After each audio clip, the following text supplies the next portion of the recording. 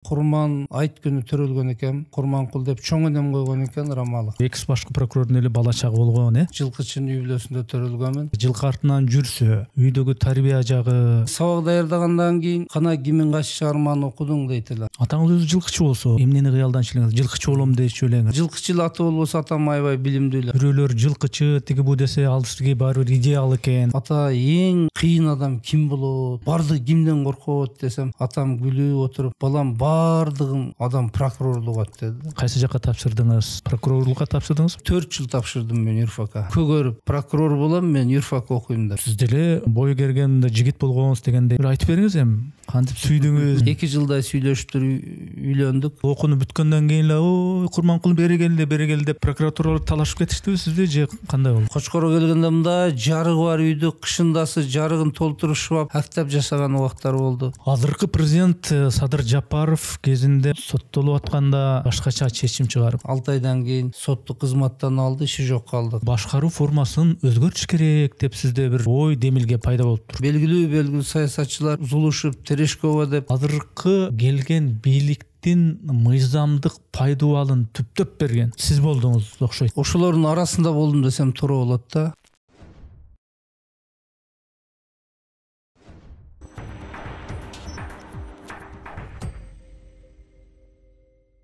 Ассаламу алейкум, урматтуу көрүүчүлөр, урматтуу катталуучулар.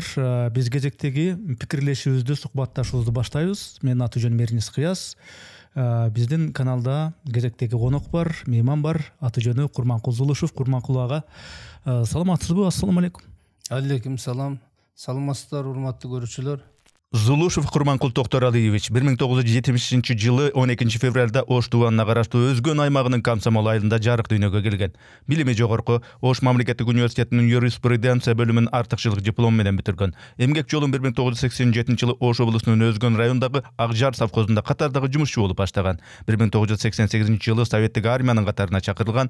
1998-99 жылдары Ош технологиялык университетинде мугалим, декандын орун басары, 2000-2007 жылдары прокуратура органдарында эмгектенген. 2007-2013 жылдары Чүй облусунун Сокулук райондук сотунун судьясы, 2013-2014 жылдары Бишкек шаардык сотунун төрагасынын орун басары кызматтарын аркалаган. 2015 жылы 2020 жылдар аралыгы Жогорку кеңештин алтын чакырылышынын депутаты. 2020-24 жылдары Кыргыз Республикасынын башкы прокурору кызматын аркалаган. 2023 жылдан баштап эл аралык Көкбөрү ассоциациясынын президенти, үй бүлөлүү 3 баланын атасы.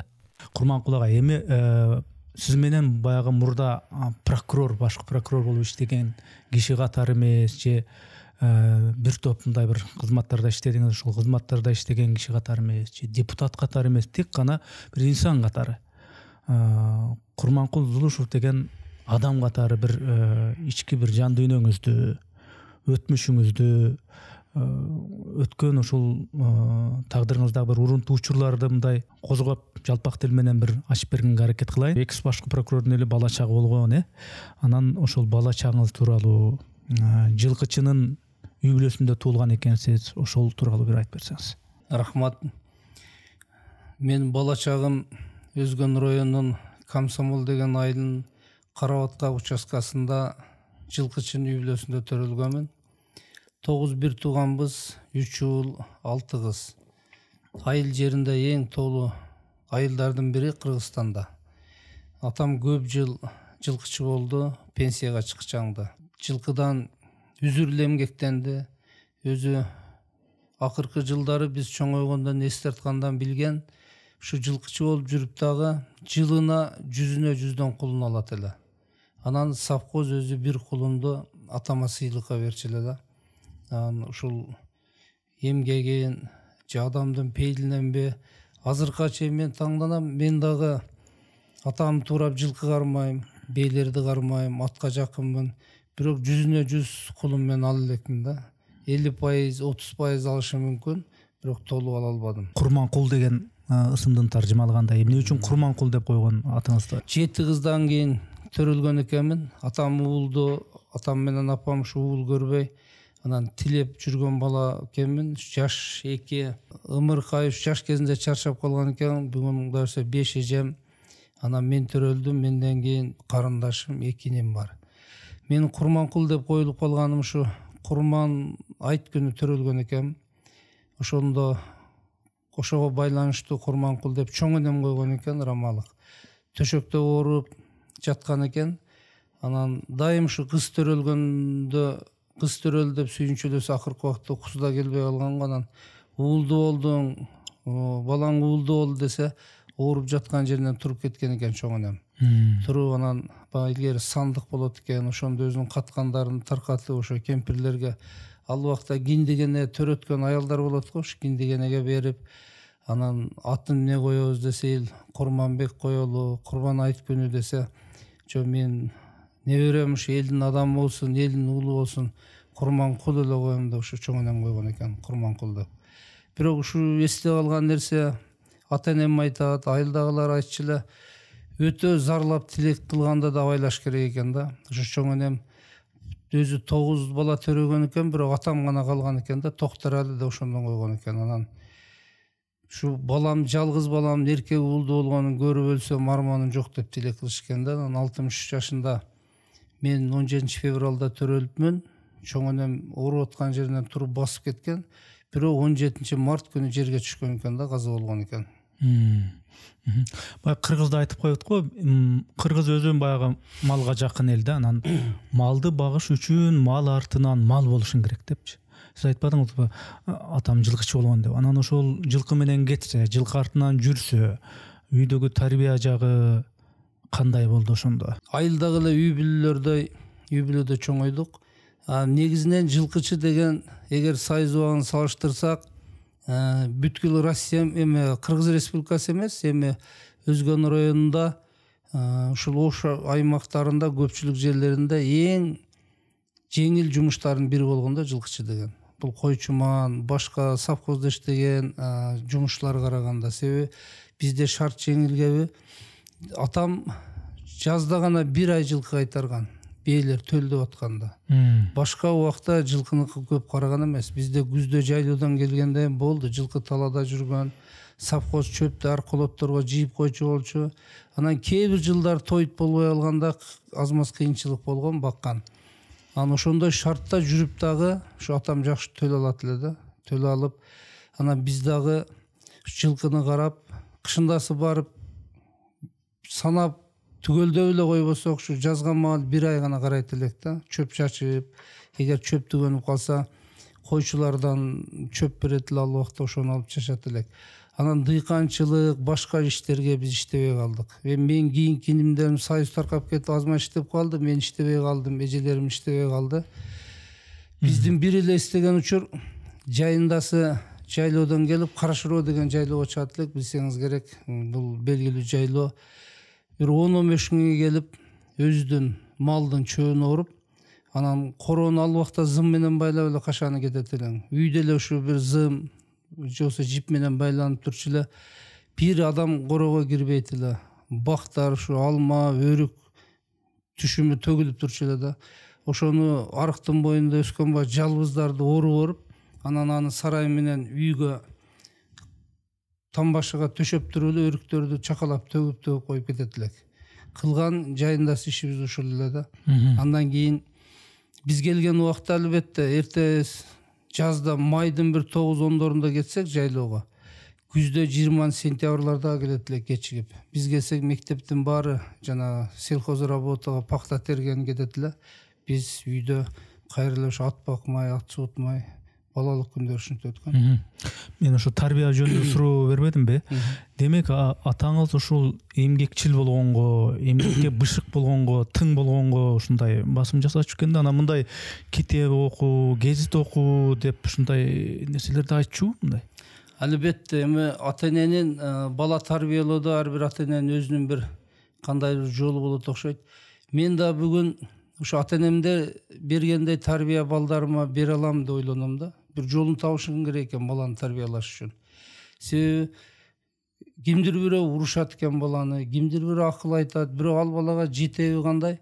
Мен эми таасирленгеним, атам мени, апам экөө эч качан катуу урушкан эсимде жок да, буну айыл да билет. Же баягы эрке бала деген кеби, же өздөрү урушкан эмеспи, эркин чоңойгом. Бирок атам менен апам бир тарбия бергенин мен ушул убакка чейин сыймыктанып таң калам. Бизде мен 8 класстабы окуп атканда айылга свет барганда, эми ал убакта малды жогору коет эле билесиңер. 2 коро кой бар эле, ошо кой үчүн алып барганда свет, анан айыл тартып алган. Ошол светти жок окудук.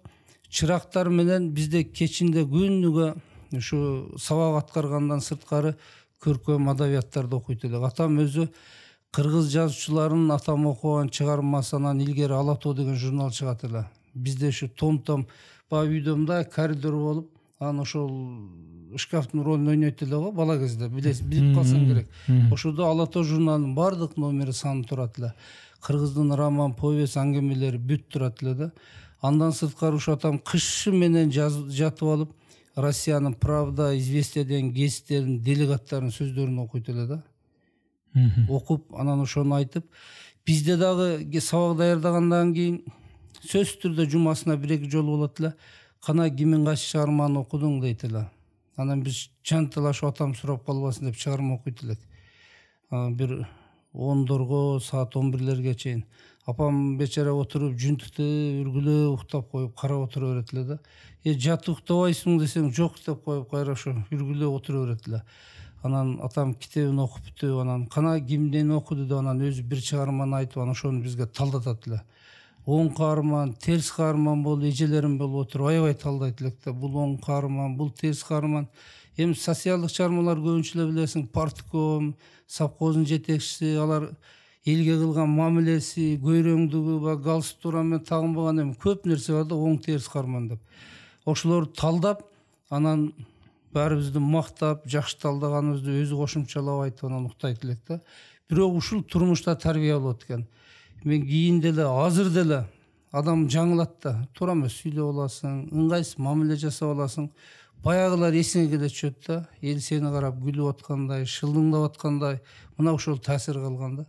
Ушул өзү эле мен эрке бала чоңойгон, бирок эс тарткандан ушул эле тарбиялап койду. Мындай пейилибиз оңоло түштү да. Атам көрсө баарыбызды ошентип тарбиялаган экен да.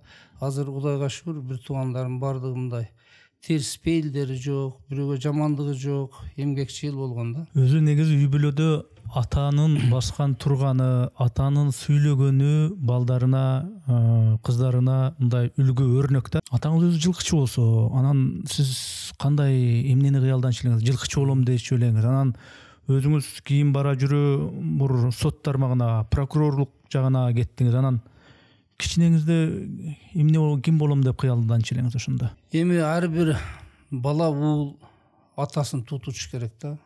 Жүрөгүндө болуш керек. Мен атам менен, апам менен сыймыктанам. Алар жөнөкөй инсан, айылдык болгон менен мен үчүн чоң тарбия. Атам айылда жылкычы болгон менен бул эң алдыңкы жылкычы болуп, жүздөн кулун алып, совхоздон бирден кулун сыйлык алат эле. Чогулуштар болуп калса кээде президиумда турат эле. Анан мектепте ата-энелер комитетинин төрагасы деген болгон илгери. Азырда мына ушуну жандантыш керек да. Ата-энелер комитетинин төрагасы директор менен кошулуп педсоветтерге катышат эле. Жетишпеген балдардын үйүнө директор менен кошулуп кыдырат эле, айланып. Анан китеп окугандыгы бизге таасири мен үчүн идеал да, турмушта ушундай көрөм. Эми турмушта айылдык балдар неге таасирленет? Мен да таасирленгеним ушу атамдын китеп окуганын, билимдүү. Ал жылкычыл аты болбосо атам аябай билимдүү эле. Буну азыр мугалимдер айылдагы билет. Апам жөнүндө да айтып кетейин. Апам ушунчалык бир жөнөкөй, мээримдүү аял эле да. Үйгө жаш бала келсе да алысына дасторкон жайчу эле. Анан атам пейили бар эле жайлоодо ким өтүп кетсе да, ой, бери бастыр. Кымыз куймай, дасторкон жаймай билесиз. Пейил да, бул пейилдин кеңдиги. Азыркыга чейин ушу айыл айтат, апам бир кыйкырып бирөө менен урушканы, баланы деле уруша албайт эле апамчы мындай. Катык сүйлөбөйт эле да. Ошо азыр ошол аялдын түйшүгүн азыр мен жайлоого каникулдарда эсе алып барып түйшүктү көрүп, биздин үйдө жүргөн неберелерин көрүп, апама азыр кейим да мен. Ушунун баарына кантип чыдаган, же балким илгери жашоо ушундай көндүм биле дегендей. Ал эми мен таасирленгеним, атам жылкы багат, ушу турмуштар кандай болот да. Биринчи жакшы окуш керек, айылда жакшы адам болсоң, андай галстук тагып жүрөт экенсиң, жакшы машина айдайт экенсиң деп бизде тагам тайкем, атам тайкеси да эми. обкомдо иштейт эле, кийин Тамек союз боюнча генеральный директору болду түштүккө. Ошол киши аппак Волга менен барат эле. Эми биздин айыл чаң Волга өтүп кеткенде эч кимди тааныбай каласың. Барып анан галстукчан түшүп, костюмчан жүрөт эле да. Эми бала кезде көрүү ошону таңданып кыялданчу элек. Бул бизди бир жакшы окууга, анан жакшы адам болоруңа үндөгөн бир себеп болгон да. Экинчи маселе мына сенин сурооңон эсиме түшүп кетти, мен таасирленген. Эмне үчүн прокурорлук таңдадым? 6-5 класста окусам керек мен. Ошо кыштын күнү эле атам Аккыя деген Каракулжан центр Аккыя бизге жакын да, атчан эле 1 саат 1,5 саатта барасың. Ошол жакта ушу кеткен боюнча 2 күн үйгө келбей калды. Анан ал убакта издейт эле, анан кабар келип калды, атаңарды милицияга камап коюптур деген. Анан апам тайтам барды ушундай болуптур. Эмне болгонун билбейбиз. Биз бала кез ушунчалык биз үчүн катуу тийген да бул. Оор тийген. Анан эртеси атам Советтер Союзу учуру. Советтер Союзунун учуру бул ошол бир 80-жылдар, 82 ушундай да. Биз жаш бала элек, 83 балким ушундай жылдарда. Союз күчтүү мезгил эле. Анан эртеси атам келип калды, бир 5 күндөй, 4 күндөй жок болду үйдө. Анан биз аябай кусаландык издеп. Келгенден анан себебин айтып калды ошо. Бирөө доомат кылганбы, малын жылкысын жоготуп. Бизде Каракулжа бер жакта Көлдүк деген айылдар бар. Малы чыкса эле жайылып бизге барат да, биздин айылга. Ошо алардын малы жүрөт. Кандайдыр себеп менен жала кылган экен, анан чыгып келди атам. Ушундай болду, келип кечирим сурады. Анан кой берди деп. Анан мен үйдө отуруп атаман сурадым да, аябай жаш ачууланасың да, баласың. Ата, эң кыйын адам ким болот?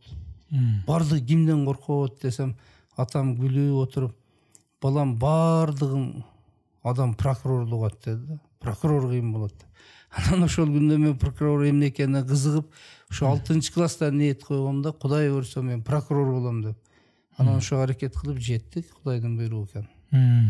Эми айтканыңызга караганда бүт ошо атаңыз жакшы киши экен, ал бирөөлөр жылкычы тиги бу десе, ал сизге баары бир идеал экен, мындай эми ата жөнүндө бир жаман сөз айткан жоксуз да. Бул эми түшүнүктүү, ата деген ата. Бирок мындай кээде ушу жакшы ниет менен тилдечү эле, урчу эле, муштачу эле дегенде мындай, чынын айтканда. Эми мен башында айтпадымбы? Ушу эрке бала элем, тилеп алган бала элем. Ушу эс тартканда мен атамдын катуу кыйкырып, урушуп мен бир нерсе кылам десем жок деген уккан эмесмин да. Эми бала кезден чарбалык жумуш, каша тосом берге дейсиң, же малды минтем дейсиң, эч качан жок дебейт эле да, балам кыла бер деп. Анан бир нерсе эсиме түштү, мына азыр айтып атсаң. Чайлоодон биз келерде ушу ат алып келебиз. Эми 1-класстан атам мага ат алып бергенде 1-класстан улак чабат элем. Анан ал убакта ат кармаш үчүн бирден торпокту этке тапшырат элең совхозго. Болбосо ат карматпайт эле. Мына ошентип ат минип жүрдүк. Анан эле ошо аттын көйгөй бир 7-класс, 8-класс элем Чайлоодон атымды жүктөп, мектепке эртерээк бар сен деп жиберди августтун ортолорунда. Анан бир 4 жашар кызыл букабыз бар, аябай чоң. Мен ошону кошо жүктөдүм. Ата, мен мунан дагы багып семиртейин, күздө сатабыз.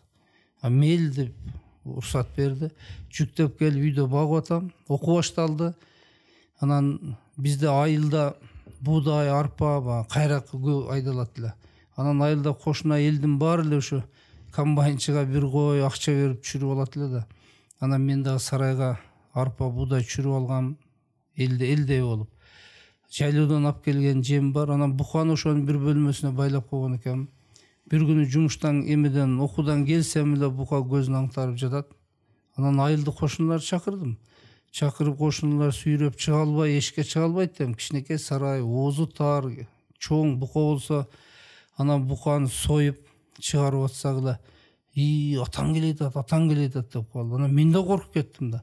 Атам келсе эми азыр урушат. Эми 4 жашар бука деген сайыз болгондо чоң нерсе эле да. Анан бир маалда атам келди, атчан келип эле элди көрүп катуу бастырып калды бат-бат. Жакындап келип, тынччылыкпы деп кыйкырды. Аны тынч-тынча мына букаңыз жем жеп алып жарылып калыптыр десе, атаң көрүп, мен дагы эмне болгон экен деп жүрөм чыгып калыптыр, өлөргөн мал болсун да деп. эл менен учурашып үйгө кирип кеткен да. Сиз эми урушат, сабайт деп ойлодуңуз да? Жо, мен корктум, анда ойма делген жок, бирок айыл айткан экен да, мына азы баласын урушат, сабайт эм десе, атаң бир сөз айтып койгон эмес ошончо деп азыр деле кеп кылышат да. Ошо эч качан бир ушу сени урушкан эмес деп. Бирок мен билем, мен инилерим деле урушканын көрбөдүм да, атам, апам да урушканын көрбөдүм. Ошол жерде бала кезде дагы эми жашоонун баягы ысык суугун, эмгектеген экенин, айылдагы кадимки баягы тириликти жасап өсүпсүз да. Анан сиз өзүңүз бала чакаңызга, балдарыңызга кандай тарбия берип атам деп ойлоп атасыз? Азыр баары даяр, интернет, технология өнүккөн сайын бүт бар дегендей, түйшүктөнүүнү, менеттенүүнүн дегеле кереги жок болуп калды. Аны мындай ошондой форматта кантип эми тарбиялаш керек, кантип тарбиялап атасыз? Же мажбур түрдө эле айылга жөнөтүп атасызбы, чөп чаптып атасызбы, мал бактып атасызбы, өзүңүз көргөндү көрсүн деп? Башында айтпадым, бул бала тарбиялаштагы чоң эмгек ата эне үчүн түйшүк да. Баланы туура тарбиялай алсаң, өзүңүн аталык парзыңан кутуласың. Мен ушундай түшүндүм да. Мен да балам чоңоюп калды.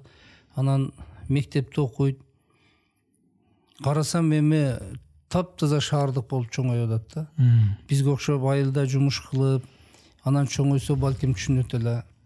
Эми мен балдарым баары сот, депутат, прокурордун баласы болуп төрөлдү да. Анан ой кетет экен. Буларды кантип тарбияласам деп. Анан чоң баламды айылга жөнөттүм. Бир айылда 20 күндөй жүрүп келип эле баягы бала такыр башка. Айылдагылар жакшы болот экен, ата мээримдүү болот экен. Тиги айылга барсаң, көчөгө барсаң, чай иштейт экен, нан устойт экен. Ушундай да бала. Анан ошондо түшүндүм, айылга көп жөнөтүш керек экен. Анан эң кичине балам кыргызча сүйлөбөйт. Биз үйдө башка тилде сүйлөбөйбүз, кыргызча гана сүйлөбөз. Бирок балам кыргызча сүйлөбөйт да. Эми шаарда да, Бишкекте. Анан эмне кылам деп улак алып бара баштадым. Алаксты улак алып барабыз, баргысы келбейт, ат миндирип алып, атчан жетелеп алабыз. Ошентип жүрүп, улакка кызыгып калды. Анан каникул башталганда жайында улак бүтөт. Аны эшек мингизип алып, ипподромго алып барып, балдар чиптеңдирип үйрөтөт.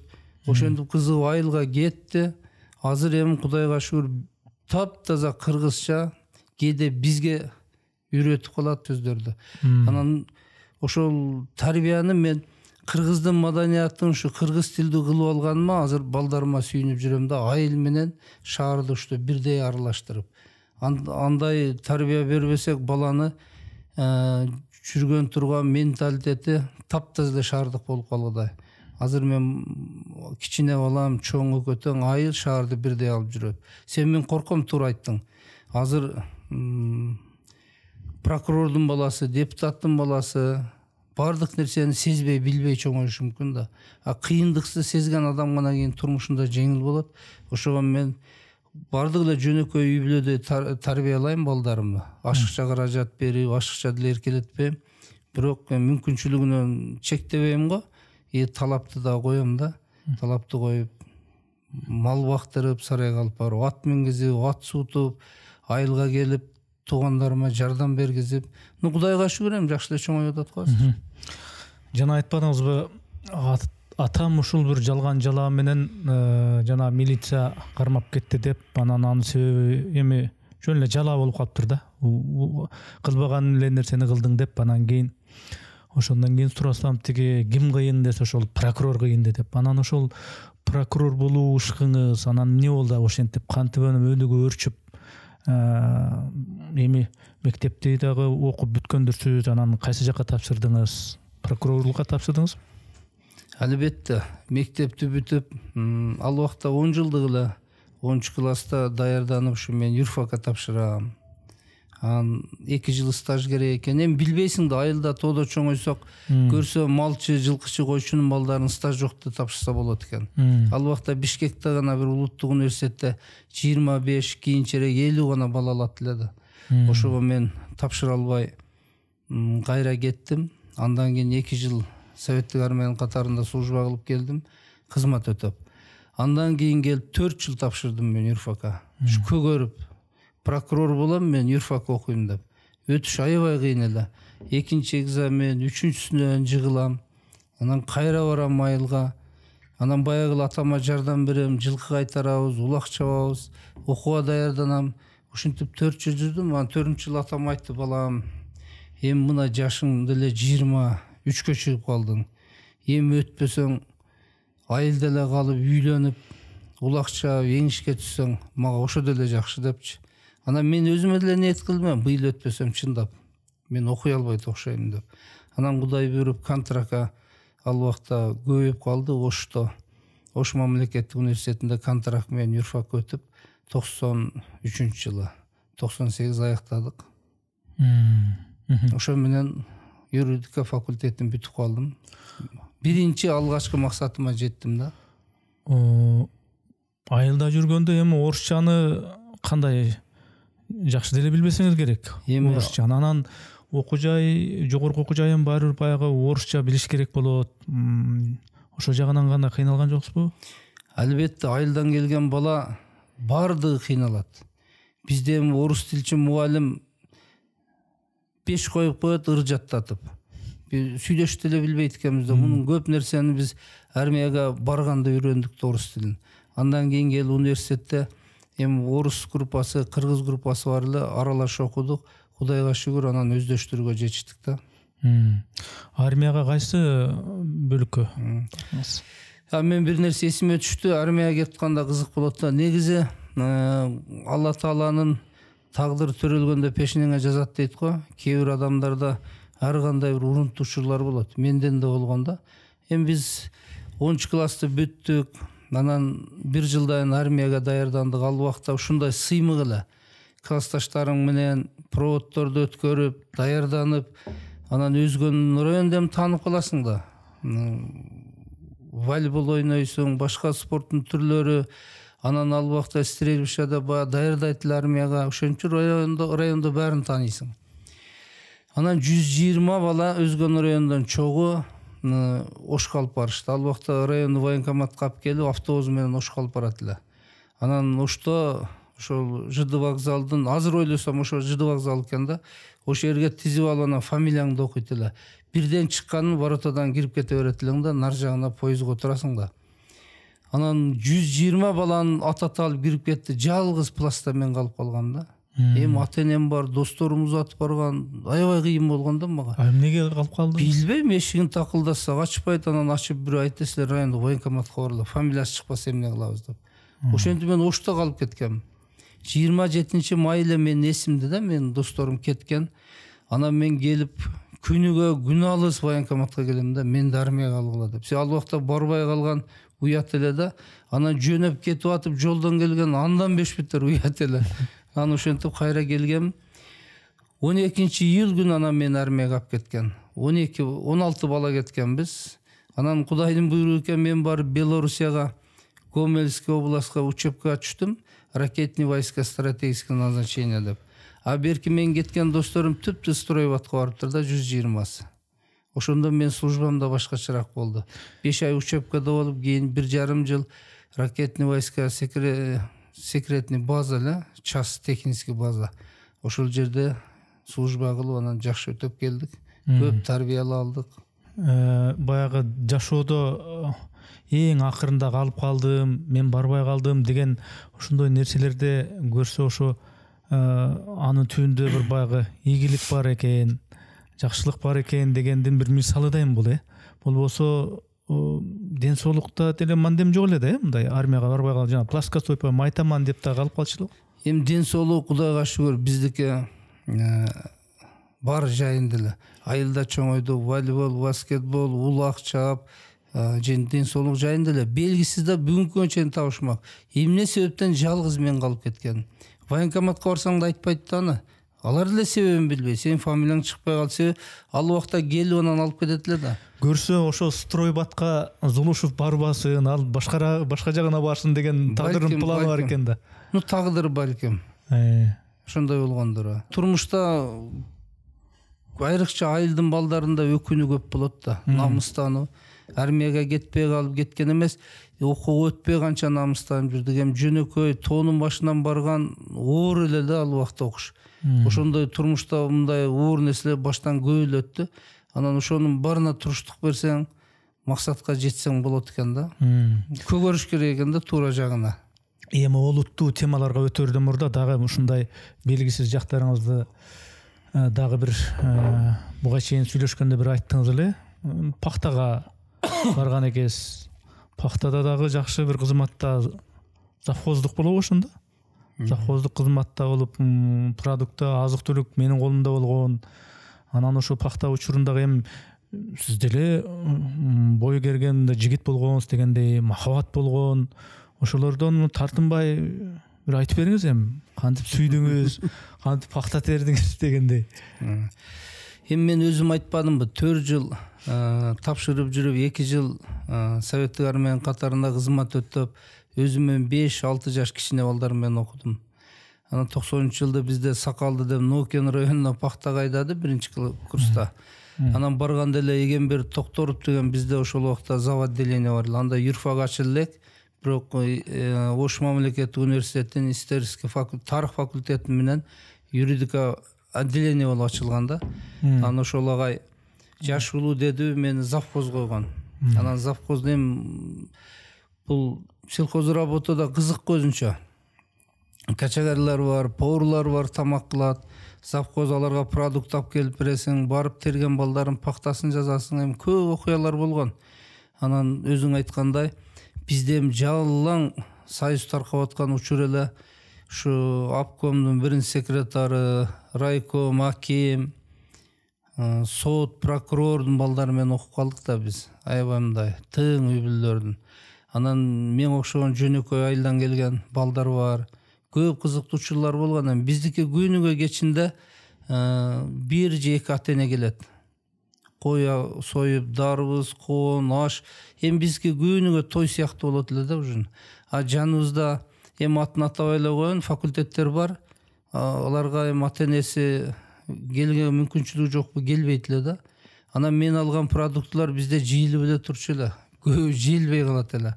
Анан аны кийин кайтарып берет элек жошо факультеттен келгендерге. Сен айткандай жашты кез берет элек мактаны, мына бизде продукты повидло деген варенье болот эле.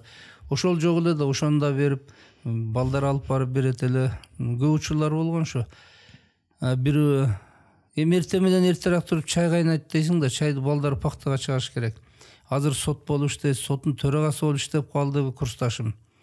Ошол өзү аябай кыйын бала эле, азыр деле кыйын сот Алмаз деген. Ядыгар деген бир 110 килограммдык келген да курсташыбыз бар эле, ошонун кроссовкасы бир 45 размер болсо керек. Чайга отун таппай калып, ошону жагып чай кайнатып да аны кроссовкасын таппайт бир пайын. Анан кийин билинип урушуп жарашып жүрдү. Анан 20 жылдыкта ошол кроссовка алып келип жана курсташка тапшырды да, мына чай кайнаткан кроссовкаң арыз деп. Мындай көп окуялар болгон. Дагы айтпай койдуңуз, махабат жөнүндө кантип сүйүү дегендей кантип табыштыңыз? Эми махабат жөнүндө мен көркөмдөп жеткирип айта албашым мүмкүн. Биз эми ушу студент кезде үйлөндүм, акыркы курстарда. Келинчегим менен таанышып, ал ошо филфакты бүттү, орус тили, англис тилчи мугалим кесипте. 2 жылдай сүйлөшүп үйлөндүк. Анан бирок мен бир өкүнөм да, жаштык кез, азыр болсо балким андай кылбайт элем. Ушу көз сүйлөшүп жүрүп, окуп өтүп жүргөндө апам ооруп калды, аябай катуу ооруп калды. Ошондо эми апамды айыгат деген ниет бар да. Ушу айыкканда үйлөнөм деп тааныштырып калдым. Бирок апам көзү өтүп кетти, биздин чайды ичпей калды. Көрүп калды келинигим болорун, бирок ушу үйлөнүп алсам, азыр болсом үйлөнүп бир куюм чай берип койсом ыраазы боло алам деген. Турмушта бул өкүнүүлөрдүн бирөөсү да. 2 жылдай сүйлөштүк, Кудайга шүгүр, азыр 2 уул, бир кызыбыз бар. Анан кантип таанышкан, кандай болгон, эми балдарым көрүп отурат. Буну да бир убакта илхам келгенде айтарым да. Бирок дагы ушуга байланыштуу өзүңүздүн чечимиңиз болдубу? Мисалы үчүн мен ушул өмүрлүк түгөйүмдү ар тараптан изилдеп көрдүм, ушуга токтолдум, ушуга ушуну тандадым деп өзүңүздүн чечимиңиз болдубу же айылда демейде балдарга айтат, ой сен балачанын кызын аласың дегенде эч бир суроосуз алат да негизи көбүн эсе. Сиздики өзүңүздүн тандооңуз болду да? Мен өзүм тандоом болду. Анткени окууга тапшырам деп көгөрүп жүрдүм да. Ата энем мындай сунуштарда кылган, бирок окуйм деп, окусын деп жүрүштү. Окуганда өзүбүз таңдап, эми 27 жашында үйлөндүм, акыл токтотуп калып. Келинчегим 20 жашында эле биз өзүбүз чечим менен үйлөндүк, табышып.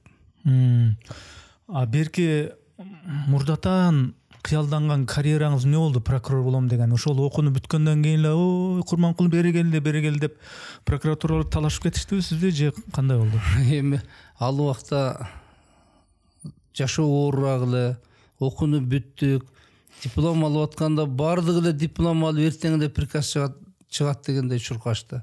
Анан биз деле ошонун катарында алдык. Бирок албетте бизден 5-6 курсташыбыз бир айга жетпей приказ чыкты прокуратурага. Анткени ата энелерим белгилүү инсандар эле Кыргызстанда.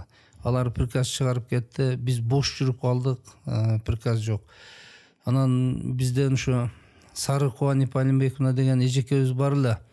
Ошол убакта декан эле, кийин Оштуда юридический факультет ачып ошол жерге декан болуп калган. Анан мени чакыртып ийиптир курсташтардан. Барсам айтып калды, Курманкул, сен эртең эле прокурор болом деген оюңду унут. Сен кимдин балдары менен чогуу бүттүң билесиң? Качан сага приказ чыгат? Сен мугалим болуп иштеп, өзүң үстүңөн аракет кылып жүрө бер, приказ чыккан күнү сени эч ким кармабайт, кете бересиң деп. Анан дагы болбой жүрдүм 1-2 ай. Анан келинчегим айтып калды, ушинтип жүрбөй, мугалим болуп иштей бербейсиңби? Чындап эле качан приказ чыгат? Ким чыгарат сага? Ал убакта конкурс деген да жок эле. Эптеп барып жолун таап кирет элең да. Анан ойлонуп отуруп бардым эжеке, барып мугалим болсом, бир жумадан ал айтты, эгер мага мугалим болуп келсең, мага декандын сырттан окуу бөлүмү боюнча сени орун басар кылам деди. Анан мен эми ишенген жокмун, кече диплом алсам кантип кылат деп. Мугалим болуп бардым, барсам бир жумадан ректорго ичтип барып, Токтуралиев Беймурза деген агайыбыз ректор эле Оштуда. Ошол кишиге беседага алып барып, анан мен сырттан окуу бөлүмү боюнча замдекан койгон. 2000-ге чейин замдекан болуп иштедим. 2 жылдан кийин анан Кудайдын буйругу менен Нарынга, прокуратурага приказ чыгып, Нарынга ишке кеттим да. Ошол менен 2000-жылы өзүм максатыма жеттим. Прокуратурага тергөөчү болуп кирдим да ишке. Ошондо ушундан дагы сизден бир эме насаатпы, кеңешпи же ушул тагдырдан улам тажрыйба дегендейби, адам өзүнүн максатына жетүүдө көшөрүп бир ушул линияда бир эле ошол баягы өзүнүн кыялын ээрчип самап ошентип жүргөнү оңбу же мындай оңтою келсе ал нерсе баары бир болбойт окшойт мага, азыр мага могул жак оң болуп атат деп орто жолдон чыккан пландар болуп калат, максаттар болуп калат. Ошол жака дагы чапкан жакшыбы же ошо башында эмнени кыялданса көздөсө ошонун артынан талбай жүрүш керекпи? Эми ар адамдын пейили ар кандай, тагдыры ар кандай, эң сөзү ар кандай дегендей. Мен өзүмдүн кыялым ушу эңсеген нерсеме жетмейинче мен көгөргөн да. Ушу эңсеген нерсеге барыш үчүн болбосо ушу 4 жыл көгөрбөй исфакты окуп деле кийин 2 жылдык юрфакты окуп алсак болмок экен. Бирок жок, мен юрист болом. Юрфакты окуп алсам прокурор боло албай калам деген ой бар эле да. Ошол эле максат менен мына прокуратурага 2000-жылы кирдим. Ошондо обул прокурор кийин баш прокурор болгондо кабинетиме куттуктап келди агайым. Азыр деле мамилем жакшы, дайым ыраазы болом турмушта. Ошол киши айтып күлүп атат, эсинде калган экен. Кээ бир ушундай учурлар эсиңде калат да. Сен дейт ошондо көк көйнөкчөн, кызыл галстукчан кирдиң эле беседага дейт. Кирип ушу сиз Талант Акышев деген киши аябай адам катары да жакшы прокурор, салмактуу прокурор болгон. Колуңуздан келсе мени жумушка алыңыз. Мен убактынча иштейм, андан кийин депутат болуп кетем деп айткансың деп атпайбы? Анан күлүп ошол айтканым эстедим да, ошол киши унутпаптыр, кийин мен баш прокурор болгондо айтып атат. Анан ушундай кээде Һәм битсең ушу көгөрүп отсаң да Кудайым жеткирет да. Мен билбейм, турмушумда ушу эң тоолуу айылда жылкычын үйүндө чоңойгон менен бардык максаттарыма Кудайым жеткизди. Бирок көгөрүп жүрүп жеттими, кыйынчылыктар албетте толгон токой кыйынчылык болду. Негедир ошолордун бардыгынан ушу жакшы жол таап Кудайым жардам берди окшойт, өттүм да. Ошондо башында ошо атаңыздан бир сөз угуп, мен прокурор болом деп айтып койгонуңуз үчүн эле талбай, тырышып эле, көшөрүп эле жүрүп отурдуңузбу? Же ошол ар бир кайсы жерде болбоңуз, кайсы жерде тажрыйба топтогоңуз, ошол иш сизге тим эле жагып эле, рахатты алып эле ошол жумуштан ошентип жүрүп отурдуңузбу? Эми иштеген жериңен эле рахат алып жыргабайсың албетте. Эмне деген кыйынчылыктар болду. Прокуратурага кирип алып, тергөөчү ал убакта дагы талап башка эле, кээ күндөрү таштап кетип калгың келет. Жумушта кыйынчылыктар, жашоо нарындан баштагам мен, суугуна чыдабайсың. Көрүнгөн үйдүн веременкасында жашадык, үйлөрдө жашадык. Кочкоро келгенде мындай жарыгы бар үйдү кышындасы жарыгын толтурушуп актап жашаган убактар болду. Көмүр жагасың, кыйынчылыкты. Келинчегим врачтын үй бүлөсүндө чоңойгон, бирок көндү да ал да турмушка. Ушуларды кыйынчылык тартканда маянаң жетпейт, таштап баса берге турган күндөр да болгон. Бирок ошонун баарынан ушу негедир эрк жетти да басып өттүк. Анан ушу кыялдардын баарына жеттик, Кудай буйрса. Ошондо атаңыздан уккан баягы сөз, ким кыйын десе, баарынан кыйын десе, прокурор десе, прокурор кыйын бекен ошондо баарынан? Албетте, эгер мыйзамды билсең, прокурор кыйын эмес. Прокурор эң жашоодо мамлекетте мыйзамдуулуктун көзөмөлү да. Көзөмөл болгондон кийин ал таза түзүш десең, коомдо баардык кесипкөйлөр прокурор сыйлайт. Азыркы президент Садыр Жапаров кезинде баягы качкында, бозгунда жүргөндө, куугунтук болуп жүргөндө, анан соттолуп атканда ошол учурда кырдаал таптакыр башкача эле. Саясий кырдаал да башкача болчу. Анан ошондо Зулушев деген ат, ысым, фамилия өзгөчө бир таасым болду да, башкача чечим чыгарып, стандарттан тышкары керек болсо саясий тияк биякты карабай, мындайча айтканда кылжактабай, чынында кыйын эле. Анан ошол кадамга барышыңызга эмне себеп болду? Же табакел дегендей тобокелчилик кылдыңызбы, же ичиңизден бир интуиция болдубу ошол чечимди чыгарарда Садыр Жапаров боюнча? Эми 2008-жылы прокуратурадан сотко Сокулуу районуна өттүм. Андан кийин ушу Бишкек шаарына төрөгөнүн орун басары, кылмыш иштер жана административдик иштер боюнча коллегиянын төрагасы болуп келгем. Анан буйрук экен ушу Жапаров Садыр Нуркожоевичтен, Камчыбек Кыдыршаевичтен, Талант Мамытовдун иштерин карашка туура келип калды төрага катары. Баяндамачы болуп Сатиев Медер деген судья, азыр мына жогорку соттун төрагасы, чогуу карадык. Бул жерде ал убакта сот реформасы 2008-жылы катуу башталган. Ошондо биз сот эркин болуш керек, сот көз карандысыз, мамлекет өнүгөт деген бизде мындай идея бар эле да. Ошонун алкагында карасак, кылмыштын койгон статьянын квалификациясы туура келбейт. Анан биз ишти карап, анан ошол күнү бир 4,5 саат дегенде чечим чыгарды окшойт. Бирок албетте кызмат адамы кызматтан кеткенден кийин да этиканы сакташ керек да. Мен ал убакта болгон нерселерин азыр да мен айткым келбейт. Бирок мамлекетте бийликтен ушунчалык басым болгон, керек болсо президент аэропортто учпай тура силердин чечимден кийин учат деген билдирүүлөр ошол убакта соттун төрайымы аркылуу эми аябагандай кысым болду. Негедир ушу биз сот эркиндигин көтөрөбүз, көрсөтөбүз деген ушундай көгөрү болгон да. Анан ал жерде ошол Сатиев Медербек экөөбүз, анан Бранчаева деген эжеке үчөөбүз карадык эле. Биз менен толук макул болуп бирдей чечим чыгарганбыз. Анан эртеси көрдүң өзүң, укмуштуудай каршылыктар башталды. Биздин үйлөрдү жазып, кордук көрүп, биз үйлөргө жолой албай калдык. Анан тиги аял ыйлактадым, мен эми өзгөчө мнение жаздым деп, особый мнение жаздым деп айтайын деп. Анан биз ушу аялды кыйнап алышты, өзү сахар эле бечара иш карап отуруп да ушу уколун сайдырып отурчу эле. Анан макулдук бердик, өзгөчө мнениясы бар деп ал аман калды, сот болуп калды. Бизде 6 айдан кийин соттук кызматтан алды, иши жок калдык. Бирок куугунтук, үй бүлө коркунуч акыбал, көп нерсе баштан өттү да. Анан азыркы күндө мен ал мынткен, бул бийликтеги, бул чиновник мындай кылган деп айтуу негизи туура эмес да. Мен сот болуп ант берип иштедим да.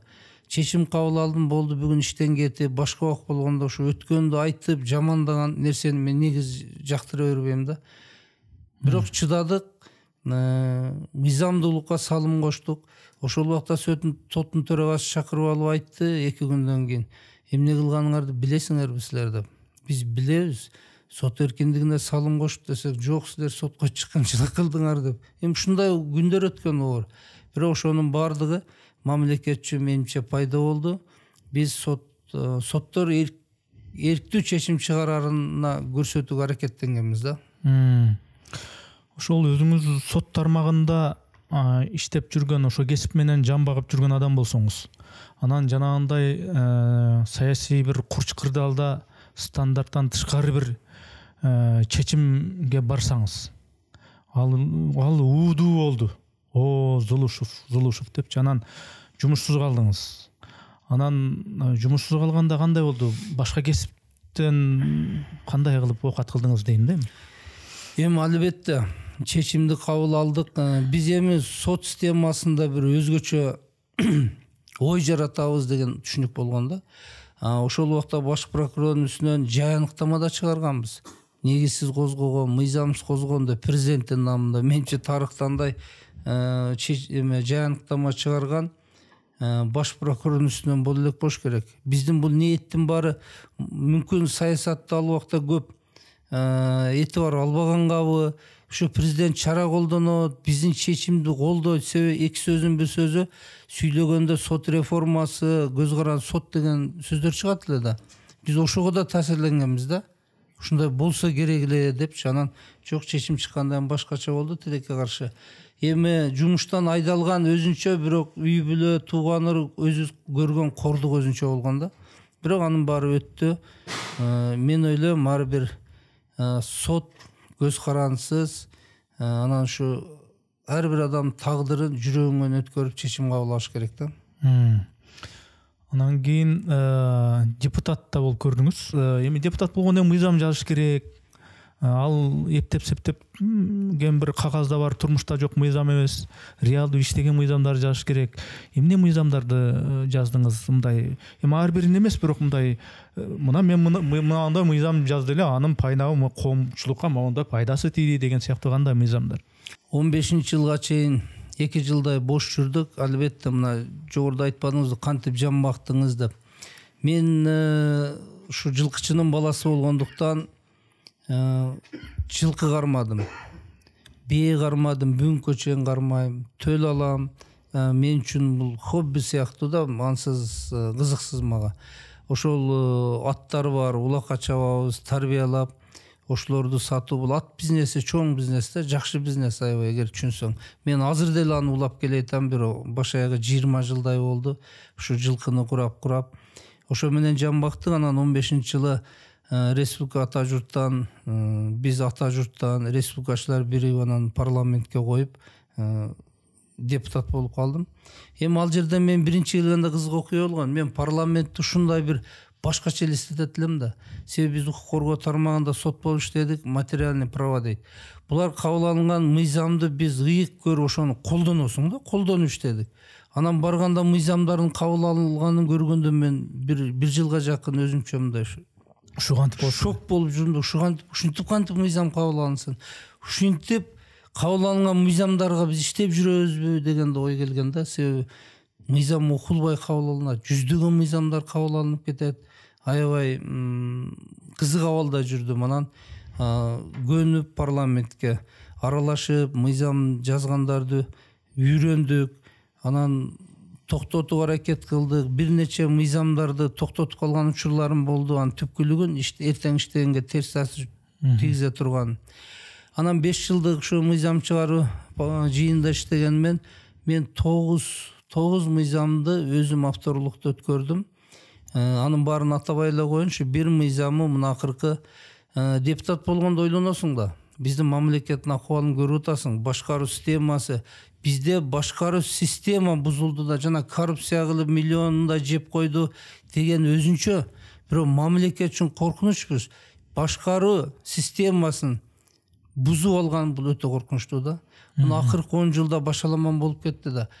Бүгүн балким бизнесмендер, балким кандай бир кесиптин ээси, бүгүн депутат, эртең ошол партия уткан партияда министр, вице-премьер, бүт бийликтин принциптери бузулду да. Мына ушундай жүрөгөйдү. Анан мен да ойлондум да, биз кантип мамлекетти оңдойбуз, кандай башкаруу жагат. Анан ой келип, мен ушу референдум аркылуу башкаруу формасын элден сурабайлыбы деп анан референдум мыйзамын жаздым. Анан тилекке каршы мен жазып сайтка ийилгенден 3 күндөн пандемия башталып кетпеди.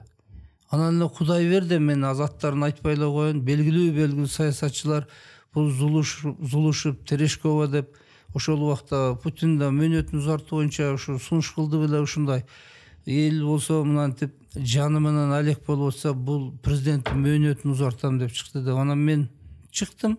Мен мөөнөт жөнүндө сөз жок буларда. Бул жерде эки гана сөз, элден сурайлы. Президенттик башкаруу же парламенттик эл таңдасын деп. Анан дебаттарда жүрдүк. Мына азыр да ошо кишилер бийликчи иштеп атышат.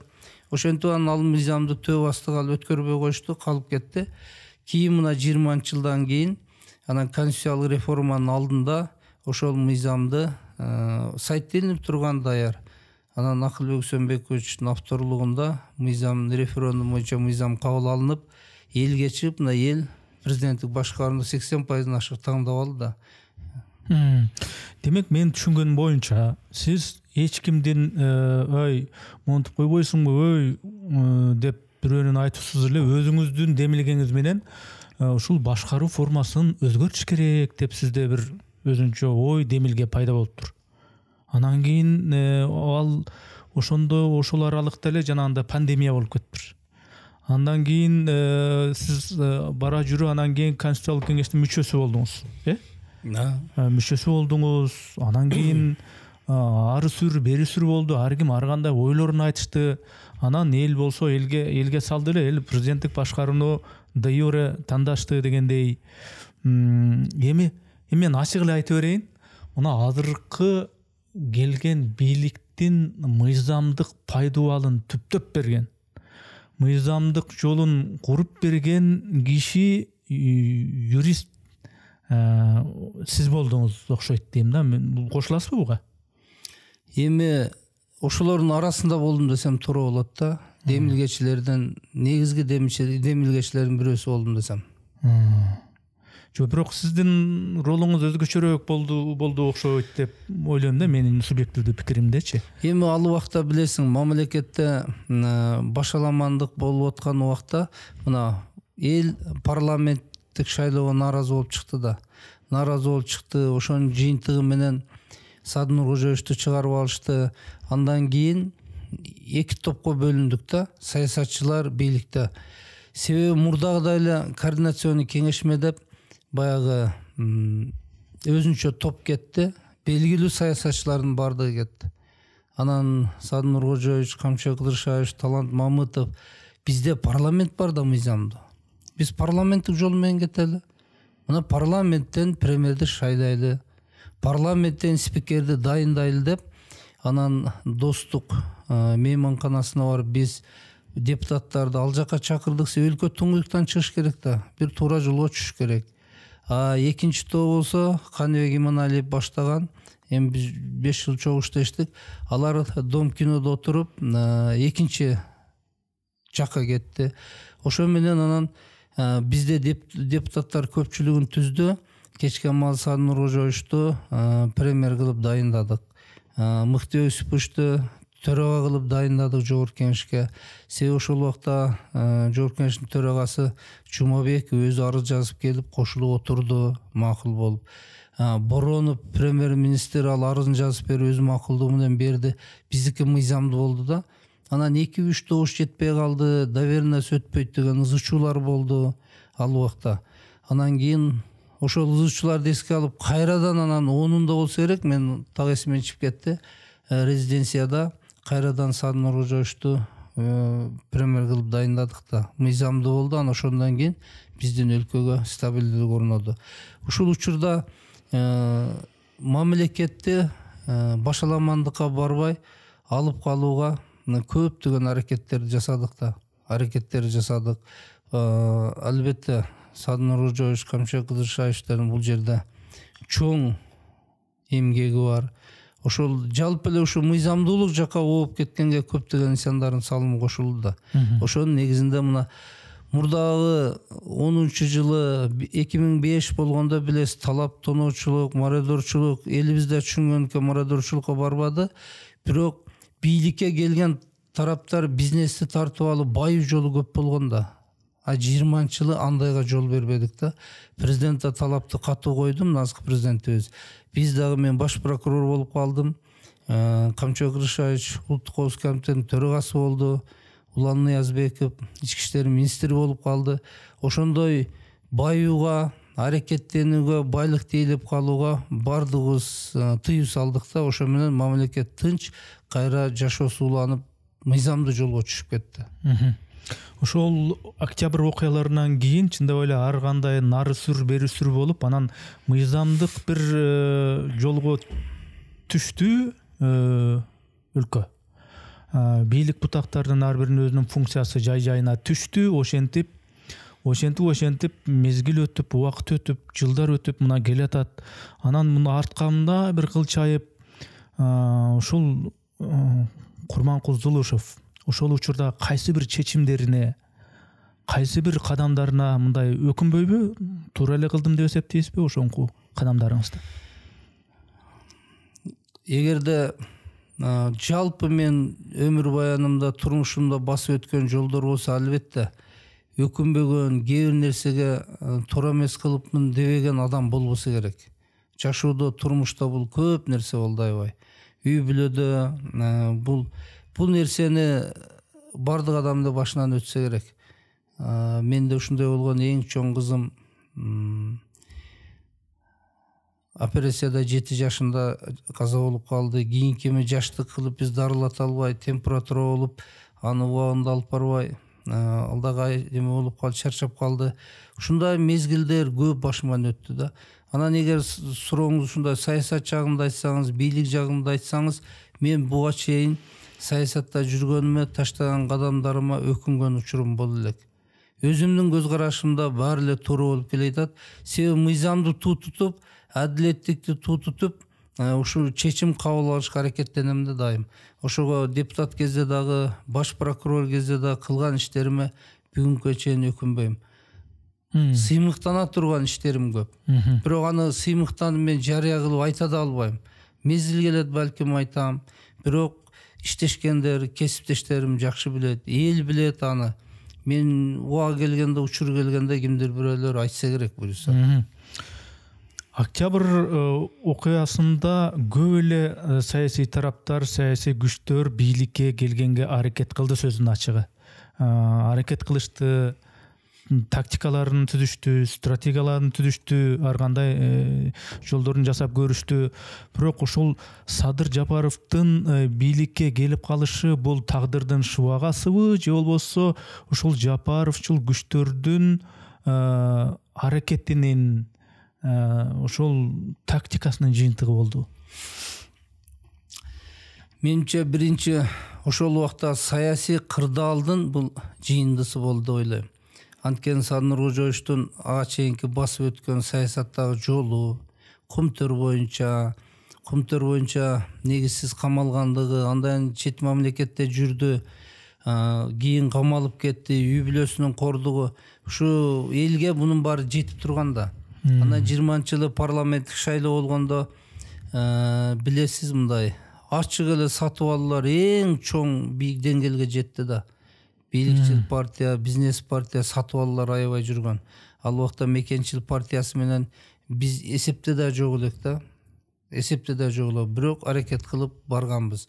Ал эми азыркы президенттин болуп калганы бул ошол башынан өткөргөн патриоттук аракетин эл көрүп турганда 20-жылы бийлик кулады, башаламандык башталганда эл өзү талап кылып турду. Ошол убакта кимди болсун Садыр Нуркожоевичтин ордуна премьер-министр дайындасаң эл кабыл албайт эле аныча. Садыр Нуркожоевич ошол татыктуу фигура болду. Ошодон премьер-министр болуп дайындалды, президенттин милдетин аткаруучу болду. Кайра шайлоодо анан эл көпчүлүгү колдоп бербеди. Ошо менен мен ойлойм, ушу президенттик башкаруу баш мыйзамды өзгөртүп алган бул чоң жетишкендик болду. Бийлик мында вертикаль бийлик орноду да. Бирок эми муну канчалык мыйзамды кандай деңгээлде да улап кетебиз, бул азыркы мамлекеттик кызматтагылардан бул көп нерсе байланыштуу да. Мыйзамды кабыл аласың, анын ниети, аракети сен жакшылыкка. Бийлик бутагы да ошентип түзүлөт, бирок жыйынтыгы жакшы болсо экен деп тилейсиң да. Жыйынтыгы мына азыр өлкөдө кандай деген иш аракеттер жүрүп атат, коррупция менен күрөшүү болуп атат. Бул эми коррупция менен күрөшүү толук жок болбосо да эң төмөнкү деңгээлге түшүп барат да, көрүп атасыз. Сатып алуулар боюнча мына коррупциялар кескин азайды. Андан кийин уюшкан кылмыштуу топ менен күрөшүү, бул айтышка оңой. Айтып коюш оңой бул нерсени. Бирок ал жерде өзүңдүн, үй бүлөңдүн, туугарыңдын тагдыры жатат. Мына ушул эң коркунучтуу нерсени бүгүн толук жойду да. Камчыбек Кыдыршаевич өзүнүн өмүрүн, тууган уругун тобокелге салды да, турабы? Бирок бүгүн жыйынтык бар. Бүгүн жаш балдарыбыз баягындай мен борзакон болом, положенец болом дебей, кесиптин ээлери болом деген көз караш пайда болду да. Анан ушундай иш аракеттер жасаш кыйын да. Ушундай ыгым менен жылып, чек ара чечилди, мамлекет реттелгенде биз мындан нары экономика, билим багытына көздөп алып кетишибиз керек. Бүгүн эми билим системасындагы кардиналдуу реформаны аягына чейин чыгарсак, экономика, тартип бардыгына бул таасир эте турган маселе да. Мына сот эркин болуш керек, сот калыс, адилет болуш керек деп келебиз. Анан бир кезде ошол саясий режимдин катаал экендигине карабастан сиз өзүңүзчө бир эркин чечим кабыл алдыңыз да. Ушул саясий режим аябай катаал учурунда. Бүгүнкү күндө ошондой сиз кабыл алгандай эркин, көз карандысыз, адилет чечим чыгара ала тургандай дух, ошондой нерсе азыркы соттордо бар деп ойлойсузбу? Эми ошол убакта кабыл алган мен коллегамда баяндамачы болгон сот азыр жогорку соттун төрагасы да. Менде да үмүт бар. Үмүт бар, буюрса буну бардыгы бүгүнкү президентибиз дагы иш аракети ушул болуш керек. Келечекте биз көз карандысы адилет сот мыйзам менен иштеген укук коргоону түзмөйүнчө биз алдыга көп жыла албайбыз. Бирок буга убакыт керек да. Мисалы жанагындай күрөшүүлөр, коррупция менен күрөшүү, уюшкан кылмыштоо, чек ара чечилүү жанагы маселелеринде албетте ийгиликтер көп болду. Кемчилдиктер да бар. Бирок бардык нерсени идеалдуу чече албайсың да. Кемчилдик менен барып түзөлөт бул нерсечи. Түзөлөт.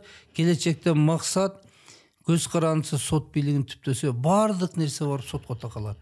Жаранды, кылмыш жана башка. Бул сөзсүз түрдө болуш керек. Анан эми чечим ошондой эрктүү соттор бар болуш керек. Соттордун бардыгы мыйзам эртең жооп берет. Соттун чечими бул өзүнүн категориясына карата 75 жылдап архивде сактала турган иштер да.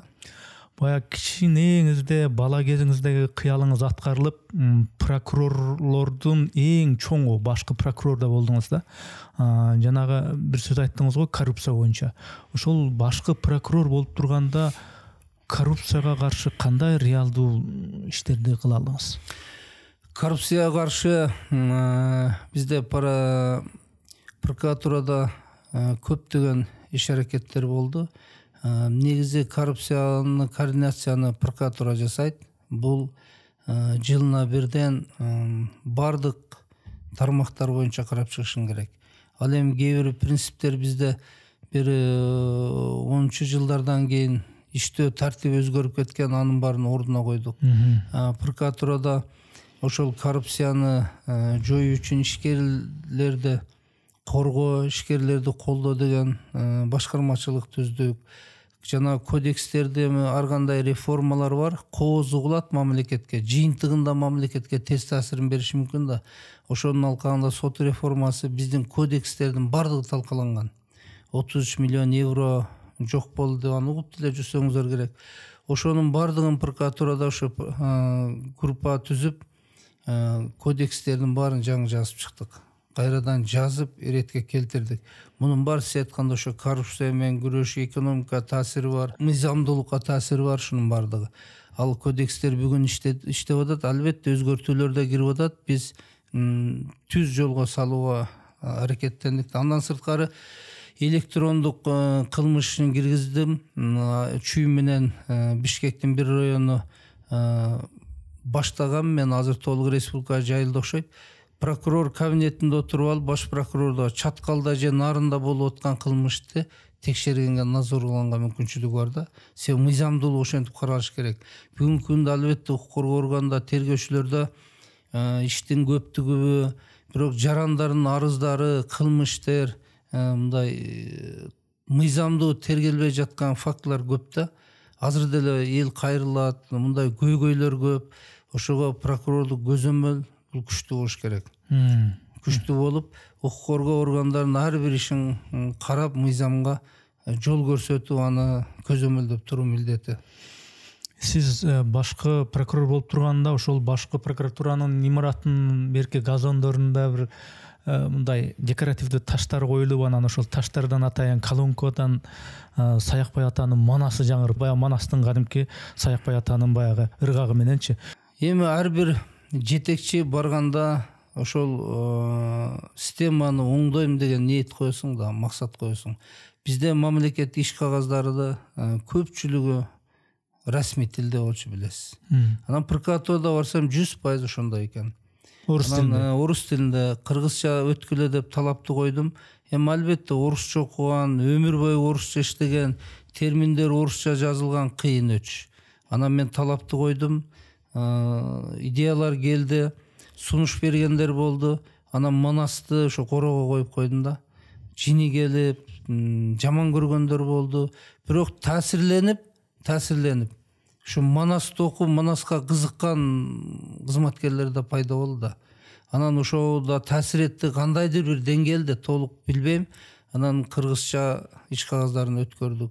Башка мамлекеттик кызматкерлерге, башка мекемелерге да талапты койдук. Кыргыз тилинде иш кагаздарын жүргүзгүлө деп. Көп аракеттер болду, ошону жолго коюп алдык. Буну койгон максатым эмне? Прокурор болобу, жөнөкөй жаранбы? Биздин руханий дөөлөттөрүбүз жүрөгүндө сиңип туруш керек да. Эгер мамлекетке патриот болом, мамлекеттин кызыкчылыгын көтөрөм десең, тилде, анан ушу руханий дөөлөттөр ар бир кызматкердин жүрөгүндө болуш керек. Ошондо анан адамдын тагдырына көңүл бурат, анын келечегин ойлойт, бир сезим пайда болот да. Бизде ошондой дөөлөтүбүз бар да, бул эч булутта жок. Мага арыз менен кирип, башка жарандарда кээде кирген арызын унутуп калат эле. Ошо Манасты айтып кетчү эле, укмуш таасирлендим, мындайм, өзүнүн келген проблемасын унутуп калат эле да. Ошондой бул иш аракет максатта коюлган нерсе болчу да. Башкы прокуратурадан кеттиңиз, анан бир кызыгып көрдүңүзбү? Азыр деле ошо башкы прокуратуранын короосунда Манас күпүлдөп айтылып атабы же?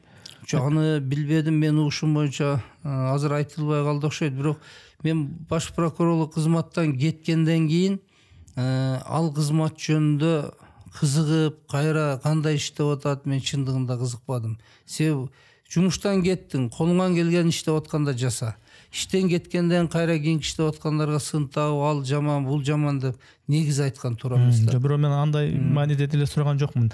Дагы сурагым келгени, азаматсыз ошол башкы прокурор болуп турганда ошол жерге Манасты уктуруп ошол жерге койдурупсуз. Анын эч кимге мындайча айтканда зыяны деле тийген жок, пайдасы болбосо, чынын айткандачы. Анан өзүңүз мындай Манаска мамилеңиз кандай? Өзүңүз манасчыларга мамилеңиз кандай? Манастагы окуяларды билесизби, эпизоддорду билесизби? Же тек гана мындай Манастагы болсунчу деп ошол жерге таштарга колонкаларды койдуруп эле койдуңузбу? Манаска мамилеңиз кандай өзүңүз? Эми башында айтпадымбы? Мен атам жылкычы болгон, мен китепке окушан адам эле деп. Ушу Манас, Кенжепостор, Курманбек, Жанышбай, Шертабылдыны, Майдепосторду биз жарымына чейин жатка билет элек да бала кезде. Бул таасирленип чоңойгонбуз. Азырда мен руханий дөөлөттөр балага сиңишибиз керек дегеним, ошол окуя эрктүүлүккө баланы, тазалыкка, намыскөйлүккө тарбиялайт да бул Манас эпосунда. Ошону ар бир биздин балдар окуса деген тилегим. Анан Манасты мамлекет кызматкериби, жөнөкөй жаранбы, бизнес чөйрөсүндөбү Манас жүрөгүнө суу карылса жаман адам болбойт, жаман кесипкөйдө болбойт, мен ушинтип ойлойм. Ар бир кыргыз бул сыймыктануу менен аны жүрөккө сиңирип жүрүш керек. Кызматта турганда башкача мамиле, кызматтан кеткенде башкача мамиле кылган ушундай бир көрүнүш бар да биздин кыргыз коомчулугунда. Балким башка өлкөлөрдө деле ушундай бардыр. Ошондой нерсени мындай байкаган жоксузбу сиз? Жөн бул байкалды, бирок мага көп сезилген жок. Анткени эгерде сен чоң кызматка жеткенде мурунку чөйрөңдү унутуп алмаштырып койсоң, бул оор сезилгиде. Мен ушундай туйдум да. Мен эми депутат болдум, баш прокурор болдум. Бардык убакта мен атка жакынмын да. Улакчыбам, улакчылар менен жүрөм, айылдык достор, ошол чөйрө мен кошо ичип жүрдү да. Мен кайга жетпесем дагы. Кызматтан кеттим, дагы эле ошо чөйрө. Мага ошон үчүн сезилген жокпу дейм да. Көп деле мага билинген жок да. Мына улак барып жүрөбүз. Мен азыр Facebook, соц тармактар деген бар. Өзүңүз андайга кызыкпагыңыз менен бирөөлөр Зулушев биякта улак жаап жүрөт деп эле фотолор чыгарып калышат. Негизи улакка мындай кандай барганда мурдагыдай баары бир жаш кездегидей каруу бар болбосо керек баягы улакка кадимгидей аралашып тартышкыдай. Кандай багытта катышасыз? Жөн гана кызыкчылык иретинде барып бир көз тойгузуп келейин деп катышасыз эми? Жок, бул азырынча да 3-4 жыл, 1-2 жыл бизге барго дейм. Мен улакка чабыш үчүн барам. Эми аламан улакта эл көп болот, ушу топко салып, топто бир тердеп, бир жолу тердеп чыгып алсаң сонда. Эми жумушка байланыштуу баягындай берилип чаппай калдык, бети башың аяйсың, көгөрүп калса эртең ишке кантип барасың. Ошентип сактанып калдык азыр. Эми жашта ошондой болуп калды. Бирок баары бир же 2 жолу топко салып, тердеп анан көрүп бастырып жүргөн да. Бул ушу жаш кезден эми сиңип калган бизге. Ошону кайталап, хобби, спорт, ден соолук үчүн аракеттенип жүрөбүз да. Ошол улакчыларды, ошол чөйрөнү көргөн адам катары сиздин дагы бир пикириңиз да. Ошо кээде көрүп калабыз, ошо мындай сууларды кечип кадимгидей сууга өзү түшүп кетип, кээде ат өлүп калган, ат кыйналган, тапыратып, кыйналып, жүдөп какап, кээде адам өлүп калган учурлар болот да, азарт болуп кетип элечи. Анан бирөөлөр айтат, бул деген эми эрендердин ошондой оюну да. Ага деген бышкан ошондой бул нормалдуу эле нерсе дейт. Көбүлөр болсо ушу кыргыз ушу жапайлыгын койбо дейт. Бул эмне деген оюн эми ушул деп сындагандар да бар. Сиздин пикириңиз кандай? Чындыгында эрендердин эр оюну да бул. Бул кыргыздын канына сиңип калган оюн. Улак чапканыңда алдыңда суу жар экени көзүңө да көрүнбөй калат. Талашкан убактардачы. Биз бул спорт менен ушу ата-бабабыз ойноп келип, бизге чейин жеткенде бүгүн сыймыктанышыбыз керек. Анан албетте чектен чыккан учурлар да бар. Ошондуктан мына азыр бийлик колго алды. Көкбөрүн эрежесин дагы жеңил одоно жактарын алып, аламан улак боюнча федерация түзүлүп, жана сиз айткандай бири-бирин мушташмай, анан суупу жарга түшсө судьяны укпай токтотуп чапмайлар жоюлуп атат. Бул спорт ошондой эрежелер менен жолго коюлуш керек, анан түбөлүк уланат деген ойдомун да. Кыргыз бар бул улак, көкбөрү, аламан улак менимче түбөлүктө ойнолот го. Мен сыймыктаналы дегени мына футбол боюнча, балким футбол жакшы көрөсүз. Кээ бир өлкөлөрдө командасы жеңилип калса шаарларын талкалап ийип атпайбы, туурабы? Бул элге ушундай спорт, сүйүктүү спорту бар экенине биз сыймыктанышыбыз керек да. А биз үчүн улак ал. Мына улак оюндарын көрүп атпайсызбы? Кандай гана өздөрүнчө жеңилип калгандай болуп көрүүчүлөр ыйлаганын көрөсүң, кубанганын көрөсүң. Демек биздин ата бабадан калган бир улуу спортубуз бар экенине сыймыктанышыбыз керек. Муну кастарлап, кадырлап, мындан ары өстүрүшүбүз керек дагы, заманбап кылып. Чайдан коюп берейин, Мына бул улак темасына дагы бир ушундай бир суроо да. Көкбөрү федерациясында, улуттук көкбөрү федерациясында жетекчи болуп жүрдүңүз. Бүгүнкү күндө болсо эл аралык көкбөрү федерациясын жетектейсиз. Муну деген сиз мындай жөн гана бир улакты мен билем да деген эмес, мунун ички бир механизмдерин дагы билген киши катары суроо. Убагында мына казактар көкбөрү эмес, көкпар болуш керек деп дагы талашып жүрдү, ызылдашып жүрдүк дегендейчи. Ошондой учурларда сиздин позицияңыз кандай болду? Кумга баштык аткан позицияда болгон жоксузбу? Кандай аракеттерди учурунда көргөнсүз? Деги эле буну кыргыздын улагы деп мындай үстүртөн сүйлөп койбой, реалдуу өзүңүз да салым кошуп атасызбы? Албетте, колдон келген аракетти жасадым мен. 14 мамлекетти бириктирип, көкбөрү ассоциациясын түзүп, ошол мамлекеттердин макулдугу менен президент болуп шайландым. Буга сунуштумага ошол убактагы улуттук көкбөрү федерациянын президенти Канат Талас Бегалиев, анан Рамис орун басары келип айтышты. Ушундай федерация түзөлү, чакыралы, анткени көчмөндөр оюну өтөт Астанада. Казак туугандар көкпарды ойнотобуз, көкпарын ойнотпойбуз деп атат. Аракет кылып бериңиз деп. Анан мен президенттин уруксаты менен ошол ассоциацияны түздүк, уставтарын бәрін жазып, кабыл алып, шайланып, анан аракеттендик. Аракеттенип, алардын тиешелүү министрликтери менен, федерация менен 1 жылда иштештик Казак Республикасынын. Акырында биздин президенттин Садыр Кожоевичтин кийлигишүүсү менен алар макулдугун берип, көкбөрүнү, көчмөндөр оюну ойнотту, көрдүңүздөр. Көптөгөн иш аракеттери жасадык, бирок көкбөрү оюну болду көчмөндөрдө. Анда эми көрдүңүздөр кандай болгон. Кыргыз көкбөрү, кыргыздын канына сиңгенин биздин азаматтар далилдеп берди. Башка дүйнөлүк катышкан мамлекеттер да көкбөрү кыргыздыкы экенин интервью берип айтпаса дагы, алар биз эми аралашып жүрдүк Астанада, ыраазычылыгын билдирип куттуктап кетишти да. Мына киргизип алдык.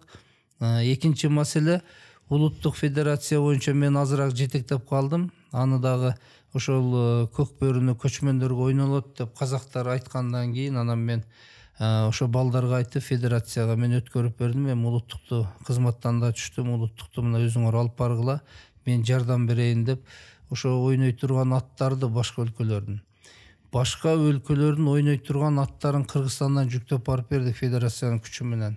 Ошентип көкбөрү ойносун. Ал максатыбыз эмне? Көкбөрү дүйнөгө таанылсын, ушу кызыктуу оюн улансын деген оюбуз да. Анан мурда казак туугандар менен бир эле ушул эрежени Болот Шамшиевдер баш болуп, Аскар Салымбеков, ушулар Болот Шер 90-чы жылдардан кийин түзүп ушул эрежени чогуу жазып эле башталган. Анан кандайдыр саясий окуялар болду. Эмне 10-чы жылдан кийин ушу казак туугандар көкбөрдү өзгөртүп алды, көкпар деп. Анан эреже болбосо чогуу кабыл алынган.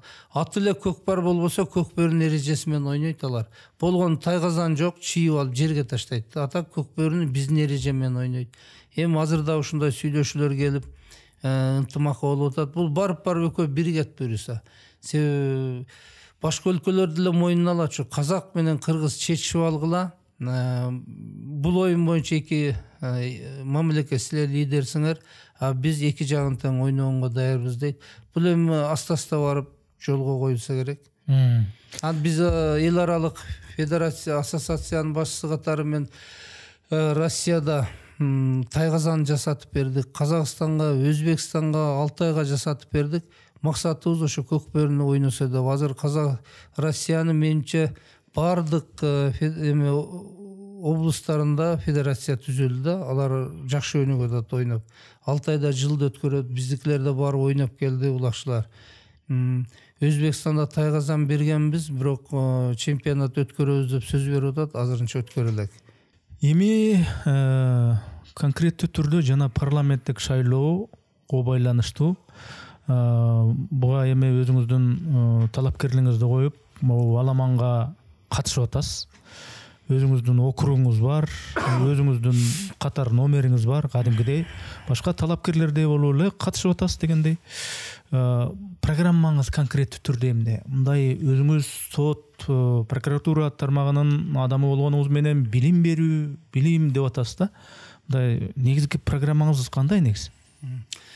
Рахмат. Бул маанилүү суроо бердиң. Азыр саясий өнөктүк жүрүп атат. Буну мурдагы шайлоолорго караганда элдин көз карашы кыйла башкача болгондой сезим келтирип атат мага. Кудай буйрса бир сапаттуураак, билимдүүрөөк эл өкүлдөрүн таңдап алат деген ишеничим бар да элде. Ал эми мен сиздин сурооңузга карата сот, прокуратура иштеп жүрүп эле бүгүн билим программаңызда билимди басым жасайт деп атпайсызбы? Мен да чындыгында бүгүн өлкө жана эреттүү бийлик системасы орногондон кийин, жанагында жогоруда айткандай коррупция, уюшкан кылмыштуулук, чек ара маселеси чечилгенден кийин бүгүн мамлекеттик өндүрүш үчүн өлкө башында саясаты азыр бирдиктүү иш-аракеттер керек. Буга эмне? Биринчи биз билим берүү системасын жолго коюш керек. Эгер билимдүү жаштарды, билимдүү өлкөнү, дени сак өлкөнү түзүп алсак, ал мамлекет келечектүү да. Ошондуктан бардык биздин экономика, юриспруденция, медицина, кадр бардыгы бул билимден башталат. Бүгүн мектеп алгачкы бала бакчадан баштап 12 жылдык билим берүүнү биз туура кыргыз мамлекеттин кызыкчылыгын көздөгөн системаны түзүү бүгүн милдет. Алгандай мына бала бакчадан баштап 4-класска чейин кыргыз тилинде окутуу. Ашыкча предметтер менен баланы чарчатпоо. Мына башка өлкөлөрдө эле Япония башкалган муну практикасында бар. 4-класска чейин балага баа койбой, аны эркин жогоруда көз 1 сааттан бери кеп кылгандай адеп акылак, жашоо шарт, улууну урматтоо, кичүүнү узаттоо, руханий дөөлөттөрүбүздү сиңирүү, тилибизди сиңирүү, мына ушул тарапта билим берип баланы тарбиялашыбыз керек. Эркин. Бардык мамлекетте 4-класска чейин кыргыз тилинде мектептер сабак өтүш керек. Себеби биз көп улуттуу өлкөбүз. Башка улуттардын укугун, кызыкчылыгын да коргошубуз керек. Кыргыз мамлекеттик тилди биз бала бакчадан үйрөтүп алсак, ал улуттарда бардыгы бизге тең ата болот. Мамлекет тилди эркин билет. Азыр үйрөнгүсү келет, окугусу келет, өзүбүз окуу куралдары жок, аларды окута албайбыз. Мына билим берүүнү 4-класска чейин ушундай тартипте түзүшүбүз керек. 4-класстан кийин кайсы тилде кандай мектепке барат эркин тандоо, бирок 11-класска чейин окуу куралдарын иретке келтиришибиз керек. Мына бүгүн өзүңүз билесиз, мен деле кичине балам математикадан, же болбосо гуманитардык тил багытындагы сабактардан түшүнбөгөнүн алып келет. Мен окуп переводуну өзүм түшүнбөйм да, маселе эмне деп берилген так түшүнбөйсүң. Башыңыздан өтүп атса керек. Анан ушундай окуу куралдары менен кантип балдарды билимди тарбиялайбыз? Так илимдер боюнча өнүккөн эң алдыңкы окуу жайлар бар. Эң алдыңкы Европадан мамлекеттер окумуштуулар. Так илим да бул. Ошолордун предметтерин которуп, туура которуп, бири-бирине байланышы бар алып келип мектептерди камсыз кылыш керек. Гуманитардык тил багытында кыргыз мамлекетинин окумуштууларынын бирдиктүү авторлукта түшүнүктүү кыргыз мамлекетинин кызыкчылыгын көздөгөн тарых жана башкалардан окуу куралдары менен мектепти камсыз кылышыбыз керек. Мына 10-класска чейин окутуп тарбия бердик балага. 11-12 класста жанагы атайын орто кесиптик окуу жайларын биз калыбына келтирип алардын аброюн көтөрүшүбүз керек. Кантип сайыз огонда бизге сиңип калганда окуй албаган бала СПТ-га барат, тракторист болот деген. Ошол түшүнүктөн биз geçишибиз керек да. Бүгүн ушу атайын орто кесиптик окуу жайды бүткөн кесипкөйлөр бизде эң сыймыктуу кадр болуп эсептелиш керек. Себеби Бишкек шаарында деле мына айыл жеринде электрик, сантехник, сварщик жок да бүгүн, туура. Бул чоң маселе. Азыр эми пайда боло баштады, бирок ушу окуу жашында мектепти бүткүчөңдү бир кесиптин ээси кылып тарбиялашыбыз керек баланы. Жогорку окуу жайларга өнүккөн өлкөлөрдө 30% гана бала тапшырат. Жогорку окуу жайга. Бизде Кыргызстанда 70% бала тапшырат. 1ден 2ден 3ден диплом бар. Жумуш жок. Жумуш калсаң көпчүлүгүндө билим дал келбейт. Туура? Биз 11 жыл мектепте окутабыз, жогорку окуу жайына барганда кайра 1 жыл мектептин программасын окутабыз. Өзүбүздү өзү алдабашыбыз керек да. Мына азыр ОРТ дейт, ОРТда шаарда дагы, айылда дагы мектеп эмес, аны атайын курстарда ОРТга даярданып атышат. Ата-эненин каражаты кетип атат. Төлөйсүң, баланын убактысы түшкө чейин мектепте окуп, түштөн кел ОРТга даярданат. Анан ал бала чоң балалык болсо, ошол мектептер мактанат. Бизде мынанча бала эң жогорку балалык ОРТдан өттү деп. Мына ушундай бир өзүбүздү алдаган окуу системасынан биз кетишибиз керек. Атайын орто кесиптик окуу жайларды абройлуу кылып, балдарды мектепти бүткөндө ошол кесиптин ээси кылышыбыз керек. 6 жаштан 1 класс бала 17 жашында азыркыдай эле 17 жашар бала 12 жылдыкты бүтүш керек. Бул эми бир 10 жылга созулган реформа да бул. Бүгүн ушул кардиналдуу реформа билим берүүдө кетип атат, жүрүп атат. Бирок кемчилдиктер да көп да. Ошону азыртан оңдобосок 5-6 жылга таасир этет бунун. Бунун залака сөз болот. Себеби мына 90-жылдардан кийин союз таркаганда жайнаган университеттер ачылды го райондордо. Ошону бүткөн жаштарыбыз азыр ошолор кадрда, бардык жерде тармакта ошолор иштейт.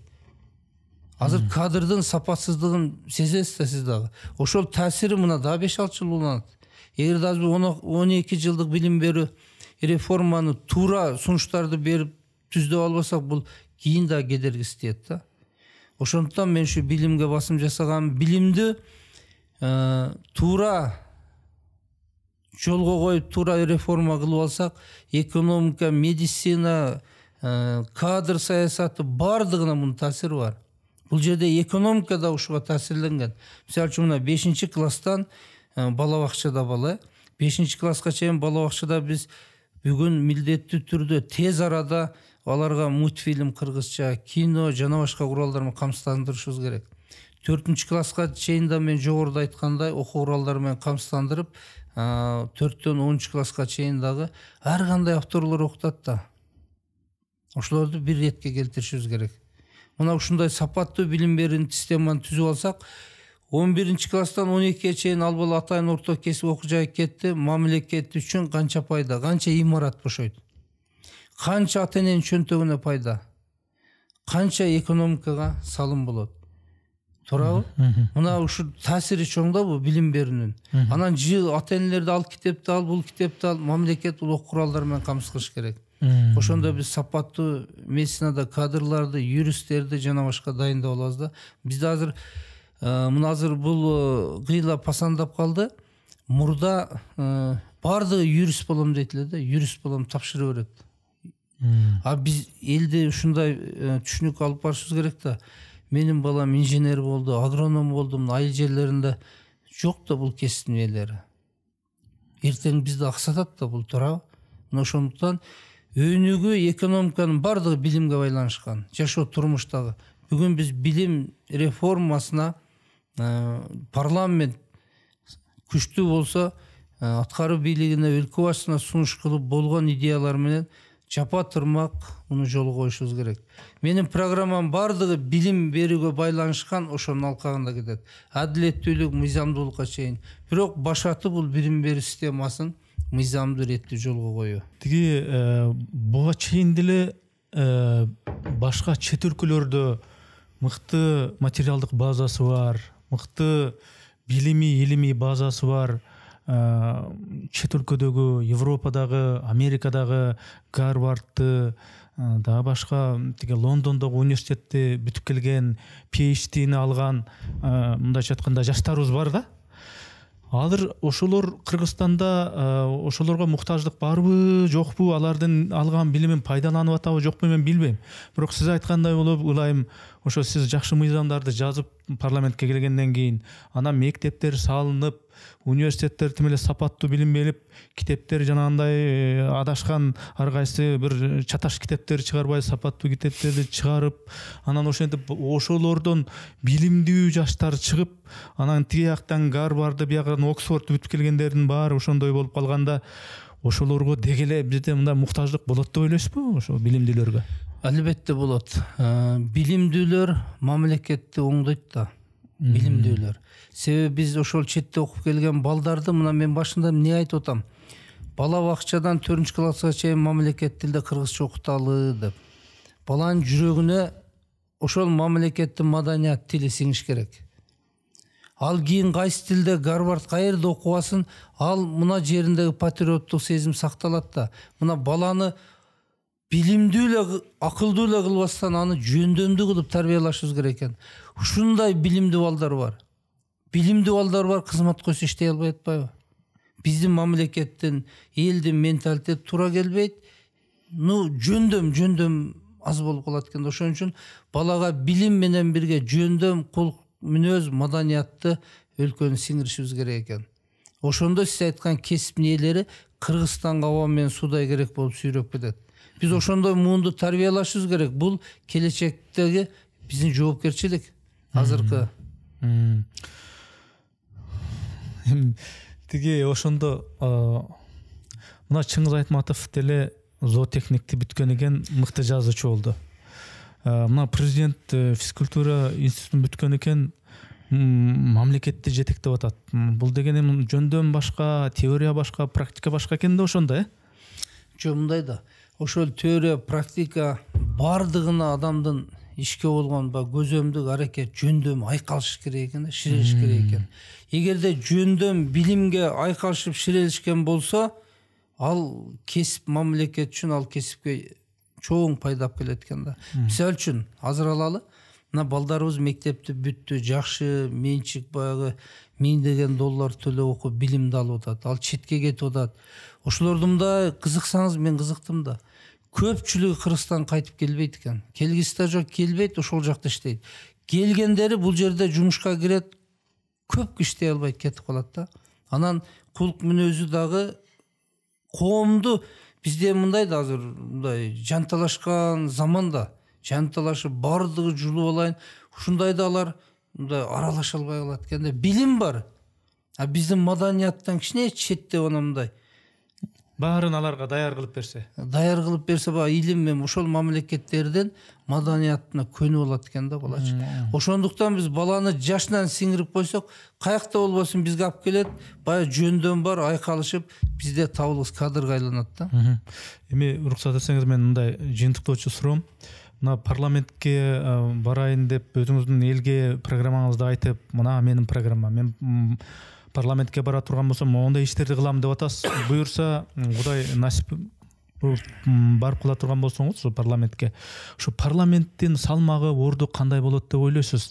Сиздин ошо позицияңыз кандай болот? Курманкул Зулушевдун позициясы кандай болот? Анткени парламент баары бир мындай эчтеке чечпеген, бир тияктан бир буйрук болсо, ошону мындай кылып туруп кнопка басып кое турган эле бир нотариалдык орган эле болуп калат деген дагы сындар бар да. Албетте, бүгүн мындай көз караш коомчулукта өтө көп десек болот. Анткени коомчулук ошондой парламент менен иштешти. Мындай ачык айтсак, коомчулук ошондой парламентти каалап шайлап алып атат да, туурабы? Ал жерде чыга калып эле кыйкырып, оппозиция болуп, анан мындай пиар үчүн иштеген депутаттарга көндүм болуп сиңип калган да. Ал жерде иштей турган жумуш толтура. Мына депутаттын функционалдык милдети бул биринчи колуңдан келсе мыйзам жаз. Болбосо аткаруу бийлик алып келген мыйзамды мамлекеттин кызыкчылыгына туура келсе, аны кабыл ал. Кабыл алынган мыйзамды тажрыйбаң жетсе көзөмөл кыл. аткарылышын көзөмөл кыл. Мына ушул жерде толгон токой. Мисалы үчүн парламентте мен башында айтпадымбы? Жаңы органда мыйзам кабыл алганын көрүп кабыл алынып аткан мен жүрөгүм ооруйт эле, таң калат элем да. Мына бул жерде чоң маселе жатат. Мисалы үчүн кээ бир өлкөлөрдө 12-20 мыйзам кабылданат бир жылда. Бизде 300, 400, 500 мыйзам кабылданат тура. Башкалап. Мына ошондуктан парламентте мыйзам боюнча иштей турган көп нерселер бар. Бизден болгон кесиптештер да, мен эмне келдим бул жерге? Ушунча акча эмнеге короттум деген сөздөр айтылат да. Ошого карап эле көпчүлүгү кое берет. Бирок бул дагы баягы парламент биздин баш мыйзам боюнча эркин каалаган жаран коюлат. Ушу менин тилегим күчтүү парламент барса, сиз айткандай кнопка баскыч. Биз мына 10 жыл сугарылып калдык да. Бирөөнү жамандасаң, критика айтсаң элдин баары көрөт. Ушул кыйын экен дейт да. Аны негизди кылып айттыңбы, жалган айттыңбы? Мына азыр ушул максатта, багытта да иштешибиз керек. Эгерде сен конституцияда бизде укуктар бар да, эркин, жашоодо эркиндик адамга, анан мыйзам менен берилген эркиндик. Ошон менен бирге жоопкерчилик деген түшүнүк бар. Сен бирөөнү өздүгүн жамандадыңбы же жумушун жамандап жарыя кылдыңбы? Аны далилде да. Далилдей албасаң, сен ага жооп беришиң керек. Бул журналисттен баштап жөнөкөй жаран кызмат чоң ири саясатчылардан бери. Мына ушундай биз эркиндик менен жоопкерчилик бирдей кетиш керек. Парламентте ошол. Жана кнопка басканда мамлекеттин кызыкчылыгы болсо, бул коомго жакпайт деп качып эптеп эле коомго жагыш үчүн тетир добуш бергендер бар да. Мына ушундайлардан парламентке чыдашың керек. Мамлекет үчүн керекпи? Балким коомчулукка жакпайт алчы. А бирок мамлекеттин кызыкчылыгы үчүн бул керек. Азыр сырткы бизде эл аралык деңгээлдеги саясий өзгөрүүлөрдү да билесиз да. Азыр юридикалык келишимдер, эл аралык келишимдердин баардыгы өз баасын жоготуп, дүйнө өзгөрүүгө түш болуп атат. Мына ушул убакта мамлекеттин кызыкчылыгын жогору коюшубуз керекпиз. Албетте депутат эрктүү болуш керек. Бизге ушунчалык тез таасирин тийгизе турган мыйзам болсо, аны токтотуш керек. Мен парламентке барсам, парламентте иштедим, баш прокурор болдум, көзөмөл орган. Бул боюнча эрктүү мамлекеттин кызыкчылыгы үчүн жана программалардын кандайдыр бир деңгээлин ишке киргизип алсам мен үчүн чоң сыймык болот. Мисалы үчүн мурда деле мыйзам айттым го, 9 мыйзам жаздым. Андан кийин баш прокурор көздө көптөгөн реформалар болду. Кодекстерди жаздык. Ушулардын баардыгына мен сыймыктанам. Мына конституциялык кеңешменин мүчөсү болдум. Адам укугунан башка мына мыйзам чыгаруу, аткаруу бийлиги, сот боюнча главаларында менин көптөгөн сунуштарым бар. Бүгүн иштеп атат. Мен ошого сыймыктанам да, юрист катары. Азыр да парламентке барсам, парламент ушундай. Эгер жумуш кылбай чөнтөгүн кол салып жүрө берсең да боло берет. А иштейм десең убактың да жетпейт да. Муну депутат өзү таңдайт. Бирок ошол эле учурда парламенттеги мындай кызыл чеке, кырылыш, дискуссия, плюрализм, сеники туура эмес, меники туура, далилдээ деп ушундай кызыл чеке болуп турчу ушундай бир орган болушу керек да. Албетте. Парламент ошол. Бул ошо дискуссия болуп туруш керек. Талаш, тартыш, бирок популизмден алыс, реалдуу болуш керек. Реалдуу бир нерсени талашсаң, коомчулук элде көрүп турат. Анан популизм менен жакшы көрүнөм деген мына азыркы көнүкөттөн биз алысташыбыз керек да.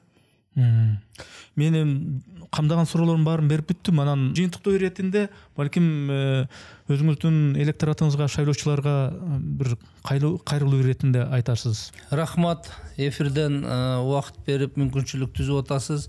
Азыр мамлекетте саясий өнүк жүрүп атат. Бул эң маанилүү жогорку кеңешке же болбосо бийликтин бир бутагына элдин өкүлдөрүн дайындоо болуп атат. Анткени парламент, кандай парламент эл таңдап алса, мамлекетке 5 жылдык бул тагдырын аныктайт. Биз жакшы көрөбүзбү, жаман көрөбүзбү? Ошондон менин тилегим эл ар бири жоопкерчилик менен биз кыргыз мамлекети, кыргыз өлкөсү желбиреген желегибиз, тилибиз, чек арабыз такталды. Азыр дүйнө баалуулуктар өзгөрүп атат. Дүйнөдө юридикалык келишимдер, эл аралык келишимдер жокко чыгып атат. Мына ушул доордо мезгилде кыргыз мамлекети кандай жолду таңдап алабыз? Кандайдыр өлкөлөрдүн кысымына калбай эркин көз карандысыз мамлекет болуп уланышка бунун чоң таасири бар. Ошондуктан эркиндикти биз жогору баалашыбыз керек. Дүйнөдө канча деген мамлекеттер бар. Бизден 5-10, 20 эсе көп калкынын саны. Бирок желбиреген желеги туусу жок. Бүгүн ушуну шайлоочулар ар бири сезиш керек. Бардыгы шайлоого активдүү катышып, талапкерлерди татыктуусун таңдап, күчтүү парламент түзүп алышын мен тилейт элем. Подкастка келген талапкерлердин баарына эле бир эле нерсени каалап атам, ийгилик деп. Ушу сизге да ийгилик болсун анда. Рахмат тилегиңизге.